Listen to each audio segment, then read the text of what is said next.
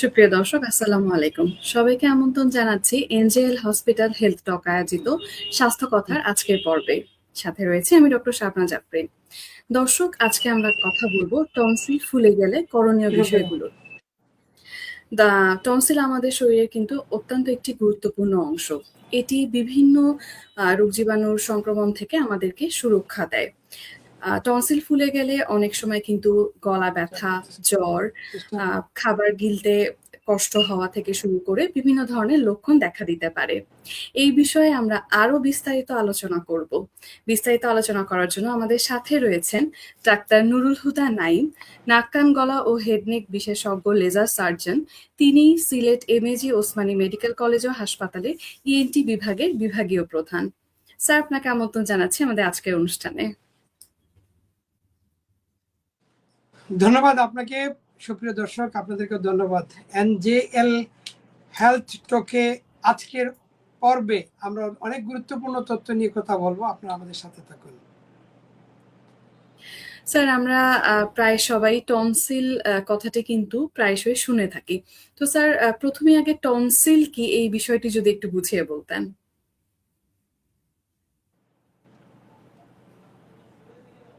সুপ্রিয় দর্শক, আমাদের গলার জিহ্বার গোড়ার দুই পাশে দুইটা বড় টনসিল থাকে, সেটাকে আমরা বলি ডিপ প্যালাটাইন টনসিল। এবং আসলে টনসিল বলতে আমরা এই দুইটাকেই বুঝি সাধারণ মানুষ যারা আছেন, কিন্তু গলার ভিতরে আরো কিছু এই সেম টনসিলার টিস্যু আরো কিছু থাকে। এটা একটা রিং এর মতো করে থাকে, একটা দেয়াল তৈরি করে, তার একটা মানে প্রতিরোধের একটা দেয়াল তৈরি করে থাকে গলার মধ্যে। এবং ডিপ টনসিলটা হচ্ছে সবচেয়ে বড়, আমরা যেটা গলার মধ্যে থাকে, এবং এটা এক ধরনের লিম্ফয়েড টিস্যু। এই লিম্ফয়েড টিস্যুটা আমাদের শরীরের রোগ প্রতিরোধ করার জন্য, যেটাকে আমরা ইমিউনিটি বলি, এই ইমিউনিটিতে অংশগ্রহণ করে। এবং এটা একদম প্রাথমিক দেয়াল হিসাবে বা সুরক্ষা দিয়ে থাকে। যেমন আমরা যখন গলার মধ্যে কোনো যদি ফরেন বডি যেতে লাগে, তাহলে প্রথমে কিন্তু টনসিলে লাগে। সুতরাং টনসিলটা হচ্ছে একটা লিম্ফয়েড টিস্যু। এটা জিহ্বার গোড়ায় দুইটা বড় বড় থাকে, জিহ্বার নাকের পিছনে একটা থাকে, যেটাকে আমরা এডিনয়েডস বলি। আবার নাকের সাথে কানের যে কানেকশন আছে, যে টিউব, এই টিউবের চারিপাশেও কিন্তু নেসোফ্যারিঞ্জিয়াল ওপেনিং এর পাশে এখানে থাকে টিউবাল টনসিল। এবং পোস্টেরিওফ্যারিঞ্জিয়াল ওয়াল, সেখানেও কিন্তু এরকম কিছু লিম্ফয়েড টিস্যু থাকে, যেগুলো আমাদের শরীরের প্রতিরোধ ক্ষমতা বা ইমিউনিটি অংশগ্রহণ করে। ধন্যবাদ আপনাদেরকে। ধন্যবাদ স্যার। স্যার, টনসিল এত দরকারি কেন আমাদের শরীরের জন্য? এটা আমরা যেটা বলছিলাম যে যেহেতু আমাদের খাদ্য গ্রহণ করি আমরা মুখ দিয়ে, এবং বাতাস নাক দিয়ে যায়, কখনো কখনো আমরা মুখ দিয়েও নিতে পারি। তো নাক দিয়ে বাতাস নেওয়ার জন্য আমরা এর আগে যেটা বলছি যে বাতাসকে একটা আলটিমেটলি একটা ইমিগ্রেশন পাস করে যেতে হয়। এটা হলে শরীরের প্রতিরোধ ক্ষমতার জন্য। অর্থাৎ নাক দিয়ে যখন আমরা বাতাস নিচ্ছি, তখন আমাদের মানে নাকে বাতাসটাকে পিউরিফাই করে, হিউমিডিফাই করে, ফিল্টার করে, একদম জীবাণুমুক্ত করে কিন্তু নিচে যাওয়ার জন্য পারমিশন দেয়। যখন আমরা মুখে দিয়ে নেই, তখন কিন্তু আর ওই ফিল্ট্রেশনটা হচ্ছে না। তাহলে মুখে যখন আমরা খাবার খাচ্ছি, তখন সেই খাবারটাকে এইভাবে একদম মানে যেটাকে বলে যে একটা, তারাও এই টনসিলটাই কিন্তু একটা প্রাথমিক দেয়াল তৈরি করে, এবং কোনো ফরেন বডি বা কোনো যেটা আমাদের ভিতরে না যাওয়া ভালো, সেটাকে কিন্তু আটকায় দেয়। এই জন্য টনসিলকে বলা হয় যে আমাদের প্রথম প্রতিরক্ষা দেয়াল। অর্থাৎ মানে গলার দুই পাশে তারা দারোয়ানের মতো দাঁড়িয়ে থাকে, গেটম্যান হিসেবে তাকে অনেক সময় আখ্যায়িত করা হয়। অর্থাৎ এই গেটম্যান যাওয়া আসার পথে কে যাচ্ছে, কেন যাচ্ছে, তাকে যেতে দিবে কি দিবে না, এরকম একটা মানে মোটামুটি একটা প্রতিরক্ষা মেনটেন করে। এই টনসিলগুলো কিন্তু আমাদের শরীরের এই ইমিউনিটি মেনটেন করে, এবং ফরেন বডিটাকে কিন্তু আটকায় দেয়, যাতে যেতে বাধাগ্রস্ত করে। ধন্যবাদ। ধন্যবাদ স্যার আপনাকে। স্যার, আমরা কিন্তু মাঝে মধ্যে অনেকেই বলে যে তার গলা ফুলে আছে, কিংবা গলার দুপাশে অনেক সময় দেখা যায় যে ফুলে থাকে। তো অনেক সময় আমরা ধারণা করি যে এটি হয়তো বা টনসিল ফুলে গেছে। তো স্যার, এই যে ফুলে যাওয়ার এর কারণ কি? এই টনসিল ফুলে যাওয়া এই রোগ আলটিমেটলি হয় নাই এমন মানুষ কিন্তু খুব কমই পাওয়া যাবে। জীবনে কোনো না কোনো এক সময়ে টনসিলটা আক্রান্ত হয়েছে এবং ফুলে গিয়েছে, গলায় ব্যথা হয়েছে, এরকম সবার এই অভিজ্ঞতাটা আছে আমি মনে করি বা বিশ্বাস করি। তো এটা কেন ফুলে যায়? ঠান্ডা বা মানে ভাইরাস জনিত কারণে কিন্তু প্রথমে এই ফোলাটা হয়। প্রথমে ভাইরাস জনিত ইনফেকশন হয় এবং টনসিল ফুলে যায়, একটু জ্বর হয় এবং পরবর্তীতে এটা কিন্তু ব্যাকটেরিয়া, সুপারহেডেড ব্যাকটেরিয়া এসে তখন মানে এই টনসিলাইটিসটাকে আরো বেশি একটু খারাপের দিকে নিয়ে যায়।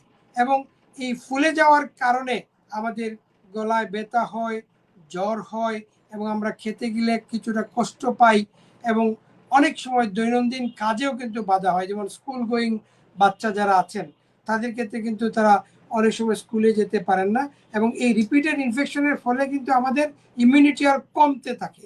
শরীরের অন্যান্য মানে ক্ষেত্রে দেখা যাচ্ছে যে ইমিউনিটি আমাদের কমতে থাকে।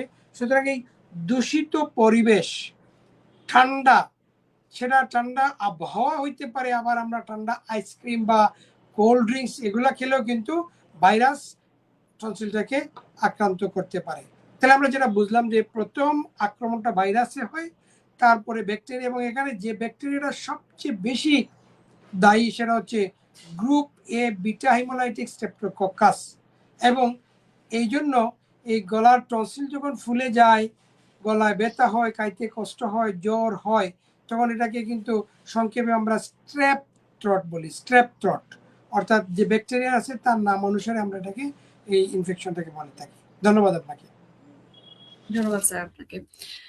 স্যার, আপনি যদিও কিছু লক্ষণের কথা বলেছেন, তারপরও যদি আরেকটু বিস্তারিত আমাদেরকে বলতেন যে কি কি ধরনের লক্ষণ দেখলে একজন মানুষ বুঝবেন যে তার টনসিল ফুলে যাচ্ছে কিংবা এ ধরনের সমস্যা হচ্ছে তার।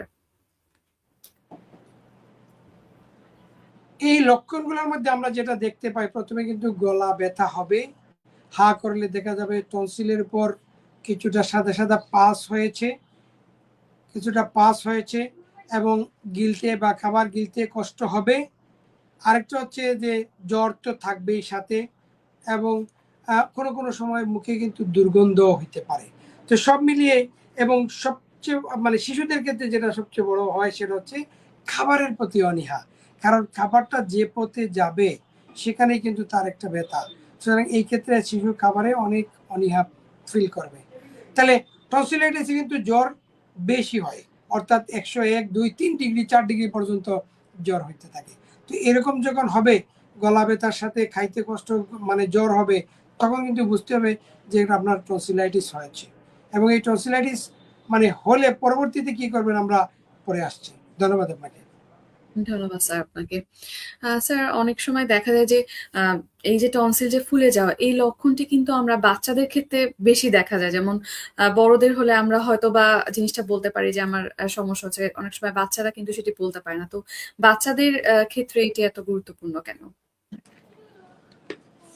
ধন্যবাদ আপনাকে। বাচ্চাদের ক্ষেত্রে আসলে এই ব্যাপারটা আরো বেশি গুরুত্বপূর্ণ, কারণ আহ, বাচ্চাদের যে টনসিল আমরা যেটা বলছি জিহ্বার গুড়ায় থাকে এবং নাকের পিছনে থাকে, যেটাকে আমরা এডিনোয়েডস বলি, বাচ্চাদের ক্ষেত্রে এই এডিনোয়েডসটা থাকে। এবং বাচ্চা বলতে আমরা সাধারণত 3 থেকে 7 বছর পর্যন্ত এই নাকের পিছনের যে টনসিল বা এডিনোয়েড যেটাকে আমরা বলি সেটা কিন্তু অনেক বড় থাকে এবং কারো কারো ক্ষেত্রে এত বড় থাকে যে উনি শ্বাসকষ্ট ফিল করে, রাতে ঘুমোতে পারে না, বাচ্চা খুব বেশি চাটাচাটি করবে, এপাশ ওপাশ করবে, কখনো কখনো সে উঠে বসে যেতে পারে, যে তার শ্বাসকষ্ট বা অক্সিজেনের অভাবে বাচ্চা অনেক সময় উঠে বসে যায়। সুতরাং এই এডিনোয়েডসটা অর্থাৎ যেটা নাকের পিছনে যে টনসিল, যেটাকে আমরা নেজোফেরিঞ্জিয়াল টনসিল বলি, অথবা আরেক নাম হচ্ছে এডিনোয়েডস, এটা ইনফেকশন হলে আমরা এটাকে এডিনোয়েডস বলি। এই এডিনোয়েডস যখন হয় তখন কিন্তু বাচ্চার এই সমস্যাটা হয়েছে। এবং শুধু যেহেতু এটা একটা সিস্টেম, অর্থাৎ একই টিস্যু জিহ্বার গোড়া এবং নাকের পিছনে। সুতরাং যখন এডিনয়েডসে এরকম ইনফেকশন হয়ে ফুলে যাবে, টনসিলও কিন্তু সেই ক্ষেত্রে সমান হারে অনেক সময় ফুলে যায়, এবং সে তখনই এই বাচ্চার অনেক বেশি কষ্ট হয়। এটাকে আমরা বলি হাইপারট্রফি অফ দ্য টনসিল। বাচ্চা মুখ দিয়ে শ্বাস নিবে, নাক দিয়ে শ্বাস নিতে পারবে না এবং তার অনেক কষ্ট হবে।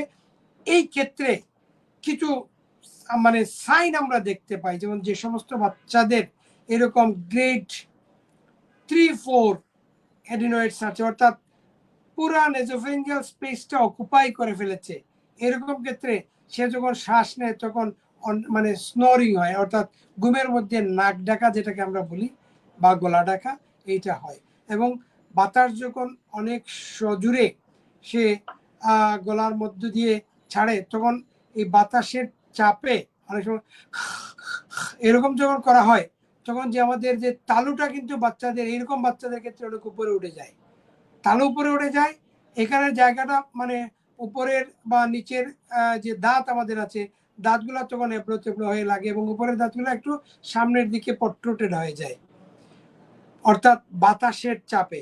এবং যখন যেহেতু নাক দিয়ে উনি নিতে পারতেছে না, তখন নাকও কিন্তু সে জুড়ে জুড়ে টানে, এরকম করে টানতে টানতে কিন্তু এখানে পিঞ্চ নস্ট্রিল যেটাকে আমরা বলি, এইটা হয়ে যায়। এবং এই সবগুলা মিলিয়ে, অর্থাৎ একটা বাচ্চা যখন এডিনয়েডসে ভুগবে, তার শ্বাস প্রশ্বাসে বাধাগ্রস্ত হবে, ঘুমে তার অনেক কষ্ট হবে এবং মুখ দিয়ে শ্বাস ছাড়বে। এরকম ক্ষেত্রে বাচ্চাটার অ্যাডিনয়েড ফ্যাসিস ডেভেলপ করে। এই যে আমরা যে এতগুলা সিমটমস বললাম বা সাইন বললাম, যেগুলো তাকে দেখতে এরকম দেখা যাবে, দাঁত উঁচু, নাকটা একটু ছোটো হয়ে যাচ্ছে এবং দাঁতগুলো এবড়ো তেবড়ো আছে, তার তালুটা উপরে উঠে গিয়েছে এবং দেখতে অনেকটা, এটা বইয়ের ভাষায় বলে যে ইডিওটিক ফেস, অর্থাৎ দেখতে তাকে হাবাগুবা বা কম বুদ্ধি সম্পন্ন, বুদ্ধি প্রতিবন্ধী এইরকম মনে হইতে পারে। তো এই সবগুলা মিলিয়ে তখন সেটাকে আমরা বলি অ্যাডিনয়েড ফেসিস। সুতরাং প্রিয় দর্শক, আপনারা আপনার যে ছোট বাচ্চা 7-8 বছরের নিচে যারা আছে, তাদের এইরকম কোনো কষ্ট যদি থাকে, অবশ্যই আপনি দ্রুততার সহিত আপনার নিকটস্থ কোনো ভালো ইএনটি ডাক্তারের পরামর্শ নেবেন। কারণ এখানে যে সমস্যাটা হয়, যে এই ক্ষেত্রে বাচ্চার ঘুমের মধ্যে যে অক্সিজেনের ঘাটতি ঘটে, সেটার জন্য কিন্তু তার ইন্টেলেকচুয়ালিটি প্রবলেম হয়, ডেভেলপমেন্টাল প্রবলেম হয়। আমরা অনেক সময় এটা খেয়াল করি না, কারণ এটা আসলে খুব ধীরে ধীরে ঘটে, যে কারণে আমরা অনেকেই এটা খেয়াল করি না। এবং যখন একদম শেষমেশ কিছু একটা হয়ে যায়, তখন কিন্তু এটা থেকে উত্তরণ হওয়া অনেক কঠিন। সুতরাং আমরা প্রথম দিক থেকে যদি একটু সতর্ক থাকি, তাইলে আমাদের বাচ্চারা ভালো থাকবে। এবং আরেকটা বড় বিষয় খেয়াল রাখতে হবে, এই ক্ষেত্রে কিন্তু বাচ্চা স্কুলে কিছুটা অমনোযোগী থাকবে। টিচার হয়তো কমপ্লেন করতে পারেন সে অমনোযোগী থাকে, এবং ক্লাসে সে যদি বেশি মনোযোগী হয় তাহলে ফার্স্ট বেঞ্চের দিকে বসতে চেষ্টা করবে, যদি এটা না পারে তাহলে পিছনে বসে সে কিন্তু কিছুই শুনবে না এবং তার স্কুলের প্রতি একটা অনীহা ডেভেলপ করবে। আরেকটা হচ্ছে, এখন যেহেতু মোবাইলের যুগ, অনেক বাচ্চারাই মোবাইল দেখে এবং কেউ কেউ হয়তো টেলিভিশনে কোনো দেখে, সেই ক্ষেত্রে সাউন্ডটা বাড়ায় দিবে। যে সাউন্ড বাড়িয়ে শোনাটাকে কিন্তু আপনি অবহেলা করবেন না, ভাবতে হবে সেটা তার এডিনয়েডস এর কারণে কিনা, সেটা আপনাকে পরীক্ষা করে নিতে হবে। আরেকটা কথা যেটা হলো, যে পিছন থেকে ডাকলে, মায়েরা আমাদের কাছে অনেক সময় আসেন, এসে বলেন যে আমার বাচ্চা সামনের দিকে ডাকলে মোটামুটি খেয়াল করে, কিন্তু পিছনের দিকে ডাকলে সে কম শুনে এবং তার খেয়াল না থাকলে আমাদের কথা সে বুঝতে পারে না বা আমাদের কথার রেসপন্সটা ভালো মতো করে না। এইটা কিন্তু অ্যালার্মিং। সুতরাং এই আজকেই দর্শক আপনারা যারা দেখছেন, যারা পরেও দেখবেন, তাদেরকে আমি বলতে চাই যে আপনার বাচ্চা অথবা আপনার ঘরে অন্য কারো যদি বাচ্চা এরকম থাকে, তাকে একটু নজর করেন, একটু চেক করেন, দেখা যায় যদি এরকম কোনো সমস্যায় ভুগছে, তার কিন্তু সমাধান আছে। সুতরাং এই সমস্যাটা গভীর হওয়ার আগে বা বেড়ে যাওয়ার আগে যদি আমরা প্রাথমিক পর্যায়ে এটাকে চিকিৎসার আওতায় নিয়ে যেতে পারি, তাহলে অবশ্যই এটা এত দূর গড়াবেন এবং সে ভালো হয়ে যাবে। ধন্যবাদ আপনাকে। ধন্যবাদ স্যার আপনাকে। স্যার, একজন দর্শক আমাদেরকে প্রশ্ন করেছেন যে তার বাচ্চার নাক ডাকে, তো এটি কি স্বাভাবিক কিনা? প্রিয় দর্শক, আপনি খুব সুন্দর প্রশ্ন করেছেন। বাচ্চার নাক ডাকা কিন্তু প্রতিদিন যদি ডাকে সেটা অবশ্যই স্বাভাবিক না। মাঝে সাঝে হয়তো কোনো কারণে সর্দি হয়েছে, জ্বর হয়েছে, গলা ব্যথা হয়েছে, 1-2 দিন এরকম হইতে পারে, সেটা আলাদা ব্যাপার। কিন্তু প্রতিদিন নাক ডাকা কিন্তু কোনোভাবেই স্বাভাবিক না। অর্থাৎ বুঝতে হবে তার মানে বাতাস যাওয়ার পথে কোথাও না কোথাও সরু আছে, বাধাগ্রস্ত হচ্ছে, এবং এই জন্যই তার নাক ডাকছে। এবং এই ক্ষেত্রে অবশ্যই আপনি একজন ডাক্তারের শরণাপন্ন হন, আপনি ভালো পরামর্শ পাবেন। ধন্যবাদ আপনাকে। ধন্যবাদ স্যার। স্যার, আরো একজন দর্শক আমাদেরকে আরেকটি প্রশ্ন করেছেন যে কখন টনসিল অপারেশন প্রয়োজন? অত্যন্ত গুরুত্বপূর্ণ একটা প্রশ্ন। আসলে এই যে টনসিল অপারেশন যে হারে আমাদের হয়, অনেকেই শুধু মানে ইএনটি ডাক্তার দেখলেই মনে করেন যে শুধু টনসিল অপারেশন। আসলে আমরা জেনারেল মানুষ হিসাবে কিন্তু এখন অনেকেই আমরা ইন্টারনেট থেকে অনেক তথ্য আমরা নিতে পারি, নিয়েছি, নেন, অনেকে এসব বলেন, আমরা পাই। তো অপারেশনটা কখন করতে হবে, টনসিলাইটিস হলেই কিন্তু অপারেশন করা লাগবে ব্যাপারটা এমন না। এর একটা নির্ধারিত ক্রাইটেরিয়া আছে, ইন্টারন্যাশনাল গাইডলাইন আছে কখন আমরা টনসিল অপারেশন করব। আমরা যদি এই ইন্টারন্যাশনাল গাইডলাইন আলোচনার আগে আমি আমার ব্যক্তিগত অভিজ্ঞতা থেকে যেটা বলি, বা বইয়েও যেটা আছে, যে আপনি কখন অপারেশন না করে বসে থাকতে পারবেন না, অপারেশন করতেই হবে, অর্থাৎ বাধ্যতামূলক অপারেশন। সেই ক্ষেত্রে সেটা হচ্ছে আপনার টনসিলে মানে ক্যান্সার হয়ে গিয়েছে, আপনাকে অপারেশন করতেই হবে। আপনার টনসিল এক পাশটা ফুলে গিয়েছে, অর্থাৎ এটা ক্যান্সার হওয়ার সম্ভাবনা, আমরা সাসপিশিয়াস বলি, যেটাকে আমরা ধারণা করছি, যে এটা সন্দেহ করছি যে এটা ক্যান্সার হওয়ার, কারণ এক পাশ ফুলবে না, ইনফেকশনের 2 পাশ সমানভাবে ফুলবে। যখনই এক পাশ বেশি করে ফুলে যাবে তখনই মনে করতে হবে যে এখানে ক্যান্সার বাসা বাঁধছে, সেই ক্ষেত্রেও আমরা অপারেশন করে এটাকে পরীক্ষায় পাঠাতে হবে। আরেকটা হচ্ছে যে অবস্ট্রাকটিভ টনসিলাইটিস, অর্থাৎ একটা টনসিল আরেকটা টনসিলের গায়ে লেগে আছে। রায়হান সাহেব যদি ছবিটা দেখাতে পারেন তাহলে ভালো হয়, একটা অবস্ট্রাকটিভ টনসিলাইটিসের ছবি। এটা তো সাদা, আরেকটা আছে দেখেন,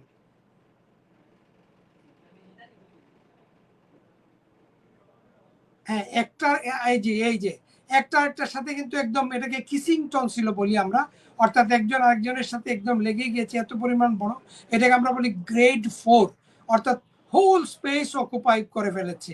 এইরকম ক্ষেত্রে বাচ্চার শ্বাস নিতে কষ্ট হবে, সেই ক্ষেত্রে আপনি নাক ডাকবে, এবং তার ডেভেলপমেন্টাল প্রবলেম যেগুলো, বা ইন্টেলেকচুয়াল প্রবলেম যেটা বাচ্চাদের ক্ষেত্রে এটা হবে, এবং বড়দের হইলে তা ওনারও নাক ডাকা বা মুখে দুর্গন্ধ থাকবে, এই ক্ষেত্রে কিন্তু আমরা অপারেশন করতে হবে, না হলে আমরা ক্ষতিগ্রস্ত হব। আর ইন্টারন্যাশনাল গাইডলাইনে আরো যেটা বলা আছে সেটা হচ্ছে যে আমরা কখন অপারেশন করতেই হবে। সেই ক্ষেত্রে আমরা বলতেছি যে একটা তো এখন বললাম অবস্ট্রাকটিভ, তার আগে যেটা হলো রিকারেন্ট টনসিলাইটিস, অর্থাৎ বারবার ইনফেকশন হওয়া, সরি, বারবার ইনফেকশন হওয়া, রিকারেন্ট টনসিলাইটিস। তাহলে এই রিকারেন্ট বারবারটা কতবার হলে আমরা করব সেটারও কিন্তু ক্রাইটেরিয়া দেওয়া আছে। সেটাকে বলতেছে যে প্যারাডাইস ক্রাইটেরিয়া।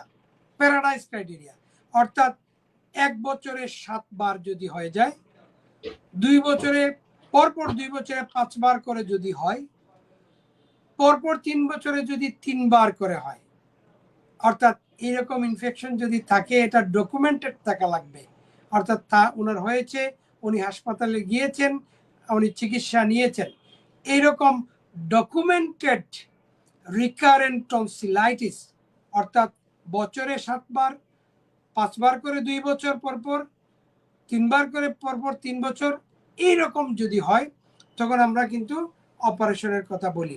আরেকটা যেটা বললাম আমরা, যে যদি অবস্ট্রাকটিভ হয় সেটা করতে হবে। আর হলো টনসিলে অনেক সময় পাশে এটা মানে পেরিটনসিলার স্পেস, এখানে যদি কোনো কারণে পাস হয়ে যায়, যেটাকে আমরা বলি পেরিটনসিলার অ্যাবসেস বা কুইনজি, এরকম নাম আমরা ডাক্তারি ভাষায় ব্যবহার করি। অর্থাৎ টনসিলের এক পাশে টনসিলে পুজ হয়ে গিয়েছে, এরকম ক্ষেত্রে কিন্তু আমাদেরকে অপারেশন করতে হবে। আরেকটা হচ্ছে যে আমরা টনসিলটাকে আমরা সাসপিশাস, তো আমরা বললামই, সাসপিশাসের ক্ষেত্রেও করতে হবে। অনেক ক্ষেত্রে আছে যাদের এই অনেক বড় টনসিল হয়ে গেছে, তার খেতে কষ্ট হচ্ছে, ডিসফেজিয়া, বা কথা বলতে অনেক সময় দেখা যায় যে মানে শব্দটা ভালো মতো উচ্চারণ হচ্ছে না, মনে হচ্ছে যেন ওনার গলার মধ্যে কিছু একটা আটকে গিয়েছে। এটাকে আমরা বলি হট পটেটো ভয়েস, মানে জিহ্বার গোড়ায় যখন টনসিলগুলো অনেক বড় হয়ে যায়, কথাগুলো উচ্চারণের ক্ষেত্রে অনেক সময় স্বাভাবিক থাকে না। এরকম ক্ষেত্রে কিন্তু আমাদেরকে অপারেশন করতে হবে। তো সেই ক্ষেত্রে যদি আমরা অপারেশনগুলো আমরা যদি আবার বলি যে ইন্টারন্যাশনালি আমরা যেটা বলছি যে রিকারেন্ট টনসিলাইটিস ডকুমেন্টেড হইতে হবে, বছরে 7 বার, পরপর 2 বছরে 5 বার করে, পরপর 3 বছর 3 বার করে, এরকম যদি হয় তাহলে আমাদেরকে অপারেশনে যেতে হবে। আর হলো আমাদের যে পারসিস্টেন্ট ইনফেকশন, যেটাকে আমরা বলি, অনেক সময় আছে যে ওনার টনসিল হয়তো অত বড় না, কিন্তু কোনো গলায় ব্যথাও নাই, কিন্তু তারপরে অনেক সময় ডাক্তার সাহেব অপারেশনের জন্য বলেন কেন, সেটা হচ্ছে যে ওনার মুখে একটা দুর্গন্ধ বা ব্যাড ব্রেথ আমরা যেটাকে বলি। টনসিলের যে গায়ে একটা খাস কাটা থাকে এরকম, হ্যাঁ, 12টা খাস কাটা থাকে, এই খাজের মধ্যে খাদ্যকণা জমে জমে অনেক সময় ওই যে ভাতের ছোট ছোট দানার মতো মানে একটু পাস হয়। টনসিলের পাশটাতে কিন্তু সেরাম থাকে না, অর্থাৎ লিকুইড থাকে না, এটা ওই ভাতের কুদির মতো এরকম একটা পাস, যেটা অনেকে স্টোন বলেও চালিয়ে দেন। তো এটাতে কিন্তু অনেক দুর্গন্ধ থাকে, মুখে যখন এরকম দুর্গন্ধ হয় তখনও কিন্তু ব্যথা না থাকলেও অপারেশন করতে হয়। ধন্যবাদ আপনাকে। ধন্যবাদ স্যার আপনাকে। স্যার আমরা আরো অনেক বিষয় নিয়ে আপনার সাথে বিস্তারিত আলোচনা করব ছোট্ট একটা বিরতির পর। দর্শক আশা করছি আমাদের সাথেই থাকবেন। এনজেএল ইএনটি সেন্টার আন্তর্জাতিক মানসম্পন্ন একটি হাসপাতাল। সিলেটের কাজলশাহ এলাকায় এটি প্রতিষ্ঠিত। চিকিৎসা সেবাকে ব্রত হিসেবে নিয়ে 2014 সালে এনজেএল প্রতিষ্ঠা করেন দেশ বরেণ্য ইএনটি চিকিৎসক, সিলেটের কৃতি সন্তান ডাক্তার নুরুল হুদা নাইম। নাক কান গলা রোগের সুচিকিৎসায় এনজেএল এক উজ্জ্বল দৃষ্টান্ত। Total ENT care, latest technology, laser ও কবলেশনের মাধ্যমে এনজেএল এ ইএনটি সম্পর্কিত সব ধরনের সার্জারি সহ উন্নত মানের চিকিৎসা সেবা দেয়া হয়। এনজেএল এ রয়েছে বিশেষজ্ঞ চিকিৎসক সহ রোগীর নিবিড় পরিচর্যার জন্য নিবেদিত প্রাণ দক্ষ সেবিকা team. NJL total ENT care, 15 Kajalshah Osmani medical road, Sylhet. দর্শক আমরা আবার ফিরে আসলাম বিরতির পরে। আমরা কথা বলছিলাম টনসিল ফুলে গেলে আমাদের করণীয় বিষয়গুলো কি। ডক্টর নুরুল হুদা নাইম স্যার কিন্তু আমাদের সাথে বিস্তারিত আলোচনা করছেন এই বিষয়গুলো নিয়ে। স্যার আপনার কাছে এই মুহূর্তে আমি জানতে চাবো যে স্যার, একজন দর্শক আমাদেরকে একটা প্রশ্ন করেছেন যে টনসিল কেটে ফেললে তো তাহলে রোগ প্রতিরোধ ক্ষমতা কমে যাচ্ছে, মানে উনি এই বিষয়ে একটু ভয় পাচ্ছেন। তো এটি এই বিষয় সম্পর্কে আপনার কাছ থেকে একটু জানতে চেয়েছেন।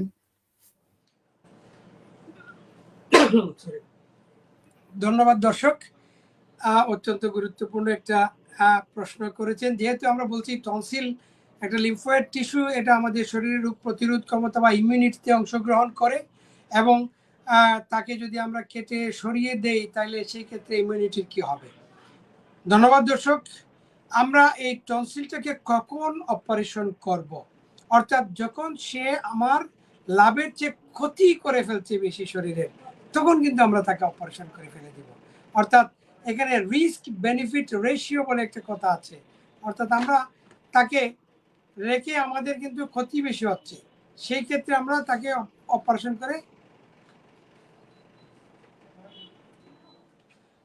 করে আমরা তাকে ফেলে দিব। এখন তাইলে কি হবে, কারণ আমরা কিন্তু আগে একটা কথা বলেছি, এই টনসিল যে 2টা টনসিল আমাদের জিহ্বার গোড়ায় থাকে, সে কিন্তু একা না, এর আর আশেপাশে আরো কিছু টনসিল থাকে। তখন এটা যখন আমরা ফেলে দিচ্ছি তখন বাকিরা কিন্তু তার কাজটা চালিয়ে যাচ্ছে। অন্যান্য আরো সিস্টেম আছে, সেগুলাতেও আমাদের শরীরের মানে ইমিউনিটিটা রক্ষা করতেছে। তো আমরা এটার জন্য যে আমরা যে বাড়তি কষ্ট পাবো, ঔষধ খাবো এবং টাকা পয়সাও নষ্ট হবে, আমার দৈনন্দিন কাজে কর্মে ব্যাঘাত ঘটবে, এবং এই আমরা যে অ্যান্টিবায়োটিক, পেইন কিলার বা অনেক কিছু আমাকে প্রায়ই খেতে হবে, যখন রিপিটেড ইনফেকশন হবে, সেই ক্ষেত্রে কিন্তু আমরা আমাদের যে অন্যান্য সিস্টেম আছে, অর্থাৎ আমরা যে ওষুধটা খাচ্ছি, যে প্রত্যেকটা ওষুধের কিন্তু কিছুটা সাইড এফেক্ট আছে, এবং পাশাপাশি এটাকে কিন্তু আমাদের শরীরের কিডনি, লিভার তাকে কিন্তু মানে মেটাবলিজম করে বের করে দিতে কিন্তু মানে ওইগুলা আরো টায়ার্ড মানে বানানোর একটা সুযোগ হয়ে যাচ্ছে। তো সেই ক্ষেত্রে আমরা বলছি যে এরকম যাদের মানে tonsil is disturbing then the service of immunity, অর্থাৎ সে আমাকে কষ্ট বেশি দিচ্ছে তার সার্ভিস পাওয়ার চেয়ে, সেই ক্ষেত্রে আমরা তাকে সরিয়ে দিতে পারি। এবং দর্শকের উদ্দেশ্যে আমি যেটা বলতে চাই, আশ্বস্ত করতে চাই যে সে কিন্তু একা নয়, তাকে এই ডিপ্যারাডাইন টনসিল যদি আমি ফেলে দেই, বাকিরা কিন্তু আমাদের ইমিউনিটি কাজটা চালিয়ে নিয়ে যেতে পারে। ধন্যবাদ। ধন্যবাদ স্যার। তার মানে স্যার টনসিল যদি আমরা ফেলেও দিই, তার কাজগুলো করার জন্য আরো সিস্টেম আছে যেগুলো আমাদেরকে হেল্প করবে। হেল্প করবে। আচ্ছা, আহ, স্যার এই মুহূর্তে আমি একটু জানতে চাবো যে স্যার বর্তমানে টনসিল অপারেশনটা কতটা নিরাপদ, যেহেতু আমরা কিন্তু অপারেশনের কথা শুনলে যে কেউই একটু চিন্তিত হয়ে পড়ি এবং অপারেশন স্বাভাবিকই আমরা করতে চাই না। হ্যাঁ, এটা খুবই ভালো বলেছেন। বেসিক্যালি আমরা অপারেশন শুনলে সবাই ভয় পাই। অপারেশন না করে যদি কোনো ব্যবস্থা থাকে তাহলে সেটাতে যাওয়ার আগ্রহ আমাদের সবারই। তো অবশ্যই কিন্তু আমরা বাধ্য হয়ে অপারেশন করতে হয়, বা আমরা যারা যারা রুগী আছেন ওনারা অনেক কষ্ট পেয়ে করতে হয়। এই জন্য আমি যে কথাটা বলি যে এই টনসিল অপারেশনের যে অ্যাডভাইস বা ইন্ডিকেশনটা, ওই যে যেগুলো আপনি না করলে ক্ষতিগ্রস্ত হবেন, সেই ক্ষেত্রে আমরা বলি ডাক্তাররা যে আপনাকে এটা অপারেশন করতে হবে, না হলে আপনি মানে আরো বিপদে পড়বেন বা সমস্যা হবে। যেমন ক্যান্সার হয়ে গেলে বা ক্যান্সার হওয়ার সম্ভাবনা দেখা দিয়েছে, সেই ক্ষেত্রে, অথবা ওনাকে ঘুমোতে দিচ্ছে না, কথা বলতে দিচ্ছে না, খাইতে দিচ্ছে না, সেই ক্ষেত্রে আমরা বলি যে অপারেশন আপনাকে করতেই হবে। আর বাকি যেটা বলছিলাম সেটা হচ্ছে রুগী তার কষ্ট পেয়ে নিজে থেকে সিদ্ধান্ত নেবে যে এটা আমি আর রাখবো না, সে আমাকে অনেক বেশি কষ্ট দিচ্ছে, বছরে আমাকে 7 বার মানে 5 থেকে 10 বার এরকম মানে ওষুধ খাওয়া লাগতেছে, ডাক্তারের কাছে যাওয়া লাগে। সুতরাং সেই ক্ষেত্রে রুগীরাই নিজেরাই কিন্তু সিদ্ধান্ত নেন যে আমাদেরকে আমার অপারেশনটা করে ফেলবো। বা আমি হয়তো অনেক আমাদের এই বিশেষ করে এই সিলেট অঞ্চলে অনেকে কিন্তু বিদেশ যাওয়ার আগে আগে এই টনসিল অপারেশনটা করতে চান, কারণ এখানে যেমন তেমন উনি হয়তো চলাফেরা করে ফেলেছেন বা ঔষধ খেয়ে চলেছেন, কিন্তু বিদেশ গেলে যে ঠান্ডার মধ্যে ওনাকে থাকতে হবে এবং খুব সহজেই কিন্তু মানে এই চিকিৎসা পাওয়া যায় না, সেই ক্ষেত্রে কিন্তু অনেকেই কিন্তু এখানে করে যান। এবং আপনি আচ্ছা, যেটা বলেছেন যে অপারেশন করার ক্ষেত্রে তো কতটা আমাদের নিরাপদ? নিরাপদ কতটুকু, টনসিল অপারেশন আসলে এখন মানে একদম যারা ইএনটি সার্জন তা ওনাদের জন্য প্রাথমিক একটা অপারেশন, খুবই সহজ একটা অপারেশন। এবং এখানে সবচেয়ে গুরুত্বপূর্ণ যে বিষয়টা হলো যে এই অপারেশনটা আমরা করার জন্য অনেক মানে আধুনিক পদ্ধতি চলে এসেছে, যে আধুনিক পদ্ধতিগুলো থেকে মানে টনসিল অপারেশনটা খুবই নিরাপদ হয়ে গিয়েছে। অর্থাৎ এমন অপারেশন আছে যেখানে কোনো প্রকার রক্তপাত হয় না, টনসিল অপারেশনে কোনো রক্তপাত নাই, সেই অপারেশনগুলো আমরা করতে পারি। এবং এই মেথডগুলোর মধ্যে আমরা যদি বলি যে টনসিল অপারেশন ক্ষেত্রে 2 ধরনের মেথড আমরা ইউজ করি, একটা হচ্ছে ঠান্ডা আর একটা হচ্ছে গরম বা হট মেথড। তো কোল্ড মেথড যেটা হচ্ছে সেটাতে আমাদের যে যন্ত্রপাতি যেগুলো আছে এগুলো দিয়ে যদি আমরা করি, অথবা ক্রায়ো সার্জারি করতে পারি, সেই ক্ষেত্রে হচ্ছে কোল্ড মেথড। আর হটের মধ্যে কিন্তু বেশ কতগুলা মানে মেথড বা পাওয়ার্ড ইনস্ট্রুমেন্ট এটাকে আমরা বলি, এই ইনস্ট্রুমেন্টগুলো চলে এসেছে। যেমন laser tonsillectomy, coblation tonsillectomy, bipolar dial.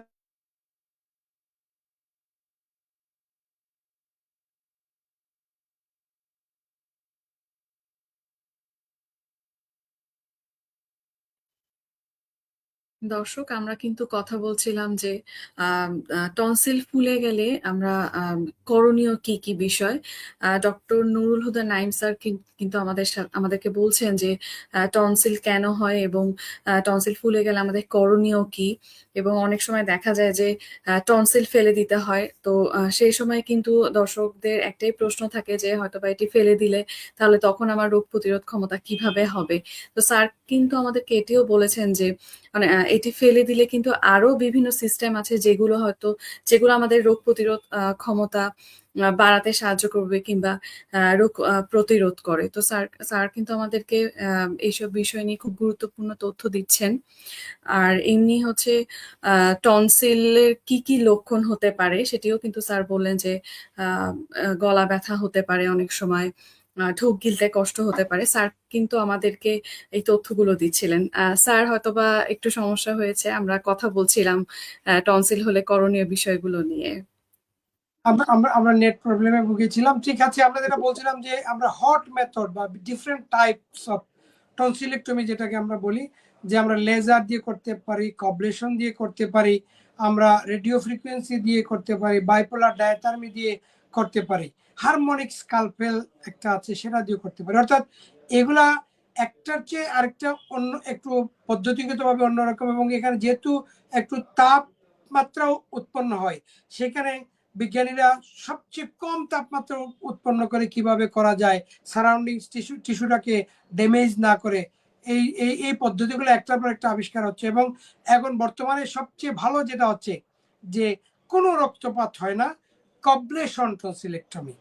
কবলেশন অর্থাৎ একটা ওয়ান্স বা কলমের মতো একটা জিনিস থাকবে, সেটা দিয়ে আমরা টনসিলটাকে মানে একসাথে সরাবো। সেখানে চারটা কাজ একসাথে করে, এই একটা ওয়ান, সেটা হলো সে কাটে, রক্তপাত বন্ধ করে এবং নর্মাল স্যালাইন ইরিগেশন করে আবার সাকশন করে নিয়ে আসে। সুতরাং এটা কিন্তু আমি প্রায়শ যে কথাটা বলি আমার ছাত্রদেরকে বলি যে পৃথিবীতে এমন কোনো সায়েন্স নাই যেটা মানব দেহের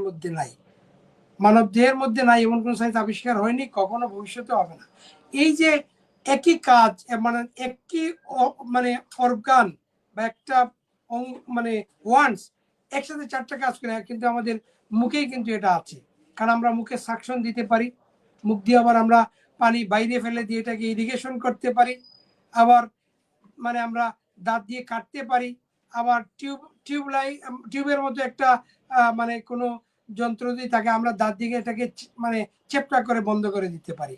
এবং এই সবগুলো কাজ কিন্তু এই কবলেশন টনসিলেক্টমিতে করা যায়। রায়হান সাহেব, যদি কবলেশন টনসিলেক্টমির একটা ছোট্ট ভিডিও আমরা দেখাতে পারি। কবলেশন টনসিলেক্টমি।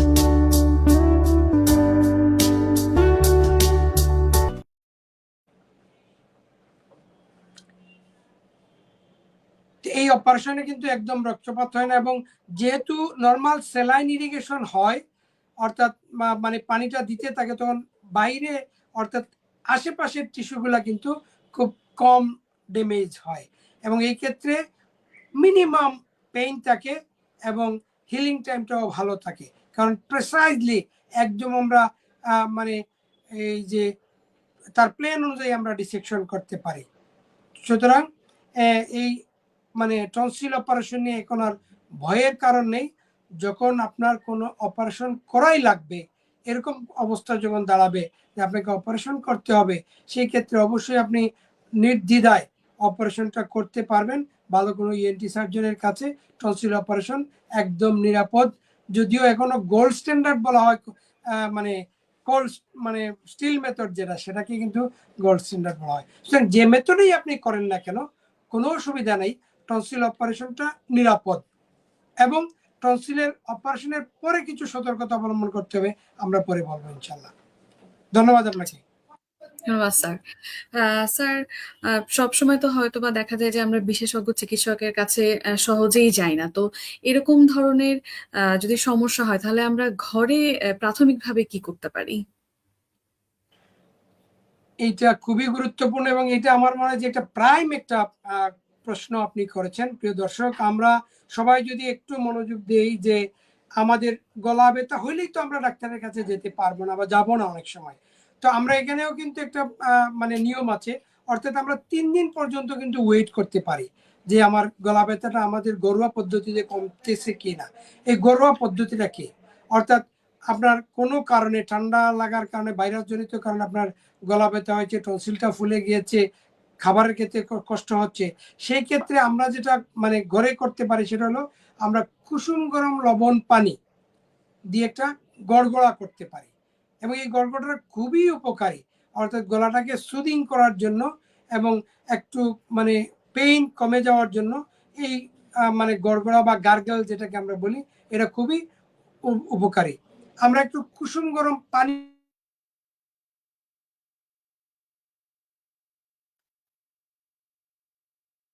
দর্শক, আমরা কিন্তু কথা বলছিলাম টনসিল ফুলে গেলে করণীয় বিষয়গুলো নিয়ে। স্যার হয়তোবা একটু বিদ্যুৎ সংযোগের জন্য স্যার কিন্তু আমাদেরকে বলছিলেন যে ঘরোয়া পদ্ধতিতে আমরা কি করতে পারি। তার আগে কিন্তু স্যার আমাদেরকে বললেন যে টনসিলের অপারেশন কিন্তু এখন নিরাপদ। অনেক সময় কিন্তু আমরা শঙ্কিত হয়ে যাই যে অপারেশন করবো, অপারেশন কথাটা শুনলে কিন্তু আমরা সবাই কম বেশি একটু ভয় পেয়ে যাই যে অপারেশন মানেই চিন্তা করি হয়তো জটিল আকার ধারণ করবে।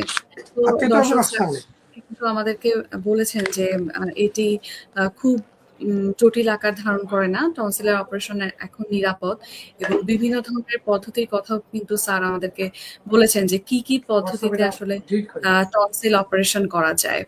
তো স্যার কিন্তু বলছেন যে দেখা যায় যে বারবার ইনফেকশন হতে পারে। স্যার কিন্তু এটাও বললেন যে বছরে 7 বারের বেশি যদি দেখা যায় যে এরকম ইনফেকশন হয়, তখন হয়তোবা টনসিল অপারেশন করতে হয়। তো দর্শক, গলা ব্যথা কিংবা আমাদের যে টনসিল গেলে ঢোক গিলতে সমস্যা হওয়া কিংবা খাবার খেতে যে সমস্যা হয়, এই ধরনের কিন্তু সমস্যাগুলো যদি বারবার হতে থাকে, তখন কিন্তু আমাদেরকে অবশ্যই বিশেষজ্ঞ চিকিৎসকের পরামর্শ নিতে হবে। প্রথম দিকে কিন্তু যদি দেখা যায় যে এই সমস্যাগুলো যদি অল্প থাকে, তাহলে হয়তোবা আমরা স্যার যে ঘরোয়া পদ্ধতিগুলো আমাদেরকে বলছিলেন, হয়তোবা স্যার আমাদেরকে একটু পরে বলবেন পদ্ধতিগুলো। তো সেই পদ্ধতিগুলো মানলে আমরা প্রাথমিকভাবে কিছুটা হলেও এর প্রকোপটা আমরা কমাতে পারবো। স্যার চলে এসেছেন। স্যার, আপনি ঘরোয়া পদ্ধতির কথা আমাদেরকে বলছিলেন। জি জি, আমরা ঘরোয়া পদ্ধতিতে আমরা বলছি যে প্রথমে আমরা কুসুম গরম লবণ পানি দিয়ে গড়গড়া কুলি করব, একটু কুসুম গরম পানি খাবো, এবং বেশি পরিমাণে পর্যাপ্ত পরিমাণে পানি খেতে হবে, এবং বিশ্রাম নিতে হবে 3 দিন, যেটাকে আমরা বলি রেস্ট বা বেড রেস্টই বলা যায়। আপনি রেস্টে থাকবেন, কাজে যাবেন না, এবং রেস্ট নেবেন, এবং কোনো কোনো ক্ষেত্রে আমরা হয়তো প্যারাসিটামল টাইপের ওষুধ, যেটা বেশি ব্যথা হলে সেটা খেতে পারি। এবং আরেকটা বিষয় কিন্তু খুবই গুরুত্বপূর্ণ, সেটা হলো ধূমপান করা যাবে না। এই টনসিলের ইনফেকশন যখন হবে, যখন আপনি ঘরোয়া পরিবেশেও চিকিৎসা করবেন, এই ধূমপান থেকে বিরত থাকবেন। তাহলে আমরা এই 4টা কাজ করব। একটা হচ্ছে আমরা লবণ পানি, কুসুম গরম লবণ পানি দিয়ে গার্গেল করব, কুসুম গরম খাবার এবং পানি, পর্যাপ্ত পরিমাণে পানি খাবো, রং চা বা ওই যে আদা চা যেটাকে বলে, মানে জিঞ্জার টি, এটাও আমরা খেতে পারি। তারপরে হচ্ছে আমরা পর্যাপ্ত পরিমাণে বিশ্রাম নিব, ঘুমাবো বেশি করে, এবং ধূমপান থেকে বিরত থাকবো। এরপরেও যদি আমাদের না কমে, তাহলে আমরা ডাক্তারের পরামর্শ অনুযায়ী অবশ্যই ওষুধ খাবো। টনসিলের ব্যথা আমাদের যথাসময়ে যদি আমরা চিকিৎসা নেই, তাহলে সেটা সেরে যাবে, সেটা থেকে ইনফেকশন হবে না। যদি আপনি এটা না মানেন, তাহলে কিন্তু ওই যেটা আমরা আগে বলছিলাম যে টনসিলের পাশে একটা স্পেস আছে, পেরিটনসিলার স্পেস, ওখানে কিন্তু অনেক সময় ইনফেকশন হয়ে যেতে পারে। ধন্যবাদ আপনাকে। ধন্যবাদ স্যার। স্যার, একটু ছোট করে যদি দর্শকদের উদ্দেশ্যে আপনার কোনো পরামর্শ থাকে। সুপ্রিয় দর্শক, আমরা আজকে টনসিল ফুলা নিয়ে কথা বললাম, এবং এটা মানে আমাদের দৈনন্দিন জীবনে অনেক সময় কাজের ক্ষেত্রে বাধাগ্রস্ত করে, এবং টনসিল লাইটিস হয় নাই মানে এরকম রোগে ভোগেন নাই এমন মানুষ খুবই কম পাওয়া যাবে।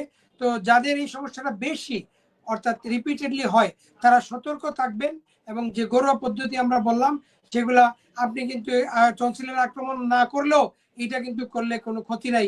একটু গরম পানি দিয়ে গার্গেল করবেন, একটু বিশ্রাম নেবেন, ভালো ঘুমাবেন, হ্যাঁ, এবং ধূমপান থেকে দূরে থাকবেন। এটা কিন্তু আপনার অন্যান্য অনেক রোগ থেকেও আমাদেরকে কিন্তু নিরাপত্তা দিবে। সুতরাং আমরা এটা যেন মানতে পারি। আর এরপর হলো যে আমরা সরি নর্মাল হাইজিন মেনটেন করব, অর্থাৎ খাবার দাবার ধরার আগে হাত ভালো মতো ধুয়ে নিব এবং পর্যাপ্ত ঘুমাবো এবং এশার নামাজের পরে খাওয়া দাওয়া সেরে 2 ঘন্টা পরে ঘুমাবো, অর্থাৎ রাতে ঘুমানোর 2 ঘন্টা আগে আমাদেরকে খাওয়া দাওয়া সারতে হবে। তো টনসিলে কারো কোনো সমস্যা হলে, বিশেষ করে আমাদের যেটা বলছিলাম বাচ্চাদের ক্ষেত্রে, এই টনসিল এবং এডিনয়েডস কিন্তু অনেক বেশি ক্ষতি করে ফেলতে পারে, সেটাতে আপনারা সতর্ক থাকবেন। একজন নাক কান গলা বিশেষজ্ঞ ডাক্তারের পরামর্শ নেবেন। সবাই ভালো থাকুন, সুস্থ থাকুন। আবার দেখা হবে আবার নতুন কোনো এপিসোডে। ধন্যবাদ সবাইকে। আসসালামু আলাইকুম। ধন্যবাদ স্যার আপনাকে। দর্শক, আমরা কিন্তু কথা বলছিলাম টনসিল ফুলে গেলে করণীয় বিষয়গুলো কি। সচেতনতাই কিন্তু সুস্থতার প্রথম ধাপ। তো টনসিল ফুলে গেলে যে ধরনের লক্ষণগুলো দেখা যায়, অবশ্যই সেগুলো হেলাফেলা না করে অবশ্যই বিশেষজ্ঞ চিকিৎসকের পরামর্শ নেবেন, না হলে কিন্তু পরবর্তীতে এটি জটিল আকার ধারণ করে। সবাই সুস্থ থাকুন, সচেতন থাকুন। আগামী পর্বে আবার কোনো নতুন স্বাস্থ্য বিষয় নিয়ে আপনাদের সামনে হাজির হব। সবাই ভালো থাকুন, সুস্থ থাকুন। আল্লাহ হাফেজ।